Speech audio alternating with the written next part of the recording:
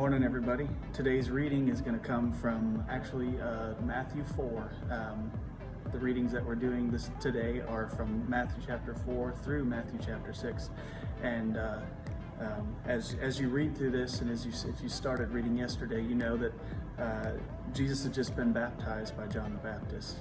And then chapter 4 starts off immediately. It says Jesus was led up into the wilderness, out into the desert, and was tempted. And so chapter 5 is the Beatitudes, and that's where Jesus, after he leaves this time of temptation, he goes and starts his ministry as an adult, and get a lot of great things, and a lot of meat and stuff that comes from the Beatitudes.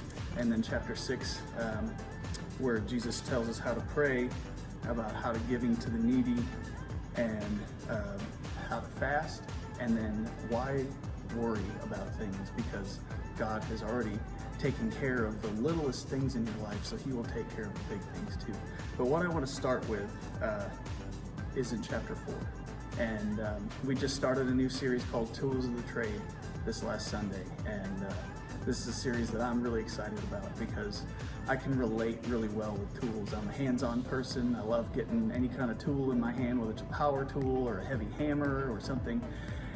And being able to create something or change something or fix something. And I think it applies really well to this message of Jesus being tempted and what he relies upon. And not only that, knowing that he has these tools of Scripture, and you'll see that he responds with Scripture, but he's also tempted by Scripture because the devil himself also knows Scripture. But the problem is that he's applying it for his own needs and not what the true meaning of it is. So just knowing Scripture alone is one of the tools, but it doesn't allow you to be able to create something or change something just by knowing Scripture. And so that's why I love this passage, and I'm going to read it for you. It starts in chapter 4. It says, "Then Jesus was led by the Spirit into the desert to be tempted by the devil. After fasting 40 days and 40 nights, he was hungry. The tempter came to him and said, 'If you are the Son of God, tell those stones to become bread.' Jesus answered, 'It is written, man does not live on bread alone, but on every word that comes from the mouth of God.' Then the devil took him to the holy city and had him stand on the highest point of the temple.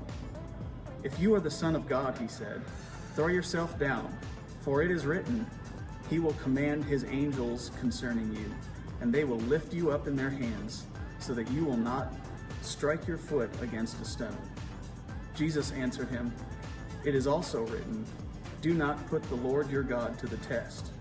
Again the devil took him to a very high mountain and showed him all the kingdoms of the world and their splendor. 'All this I will give you,' he said, 'if you will bow down and worship me.'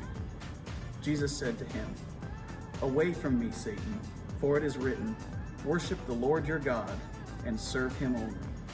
Then the devil left him, and the angels came and attended him." And I love that scripture, just that part where he's being tempted, he's being tested, have things thrown in front of him where the devil is saying, "I'll give you all of this.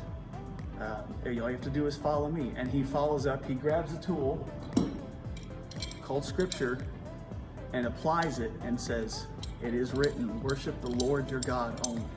So this is a very big wrench. I like a big tool.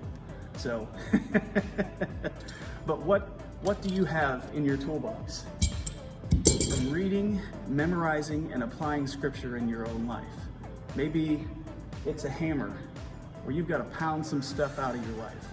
And you say, "Nope, I've seen this in my life before, and I need to pound it out. I need to get rid of it, and here's the truth in Scripture, and I've seen that truth applied in my life." And so that's why I love this series. It makes so much sense to me. Hammer's one of my favorite tools. But what do you have in your toolbox as a Scripture in your life that you can apply for a certain situation? Because there's a lot in here that we need to be applying to our life every day, and we're just choosing not to. And so what happens when we don't use those tools? they get rusty, they become ineffective for what we need them for because they can't serve their purpose anymore. So let's keep sharpening our tools. Let's keep reading, memorizing, concentrating on, and applying Scripture in our life. And I hope this helps you this morning, and we'll look forward to talking to you again.